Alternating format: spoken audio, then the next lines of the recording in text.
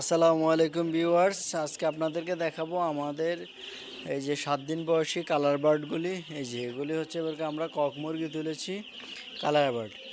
আমরা 7 দিনের প্রথম দিনে আমরা এই মুরগিকে একটা রানীক্ষেত ভ্যাকসিন করেছি কার্টন থেকে নামানোর সময়।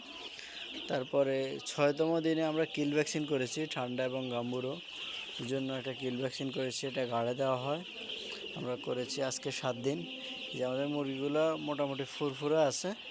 ফুরফুরা থাকলেও আমরা এবারে বোর্ডিংটা করেছি একবারেই অ্যান্টিবায়োটিক ছাড়া। অ্যান্টিবায়োটিক ওষুধ আমরা কোনো ব্যবহার করি নাই, এমনি নর্মালি টক্সিনিল এগুলো দিয়ে আমরা করেছি। প্রোবায়োটিক প্রিবায়োটিক দিয়েছি, কী কী ওষুধ দিয়েছি আমরা আপনাদেরকে দেখাবো, আপনারা দেখবেন অবশ্যই। আর এই যে আমাদের এগুলি আজকে 7 দিন বয়স। তবে আমরা একটু ভুল করেছি, যেমন বলতে হলো একটু মানে আমাদের হিট যাই ছিল, কিছু অ্যান্টিবায়োটিক ব্যবহার করা উচিত ছিল। কিছু কিছু মুরগি যে চুনা পায়খানার মতো হালকা হালকা করে, তো এটা আশা করি ঠান্ডা থেকে হয়, এটা আবার সেরে যাবে, এটা অসুবিধা হয় না।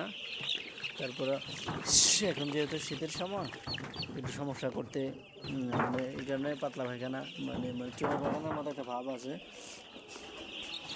আর কি।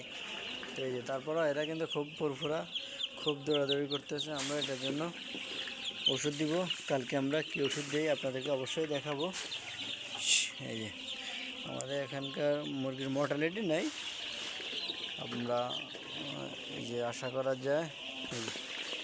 আমরা এই যে প্রথমে বোর্ডারের এই যে চারপাট দিয়ে প্লাস্টিক দিয়ে দিয়েছি যেন আপনার বাইরের কুয়াশা এবং শীত না আসে। তারপরে উপরে কিন্তু এই যে যথেষ্ট ফাঁকা আছে, যে পর্যাপ্ত পরিমাণে স্পেস আছে গ্যাস আউট হওয়ার জন্য। অনেকে হয়তো ভাবতে পারেন যে গ্যাস কীভাবে যাবে, গ্যাস যাওয়ার জন্য আমরা জায়গা রেখেছি আর কি। এই যে প্রথমে বাচ্চারা খেতে পারে না, তো তাই ওই যে খাদ্যের ভাণ্ডগুলি একটু নিচে দিতে হয়, পানির ভাণ্ড ছোটো দিতে হয়। আমরা এই যে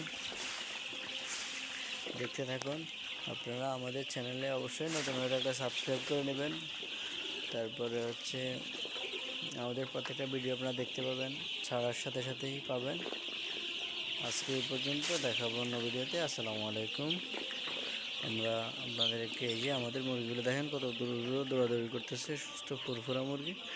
আবার সবসময় ফলো রাখবেন। দেখার জন্য ধন্যবাদ।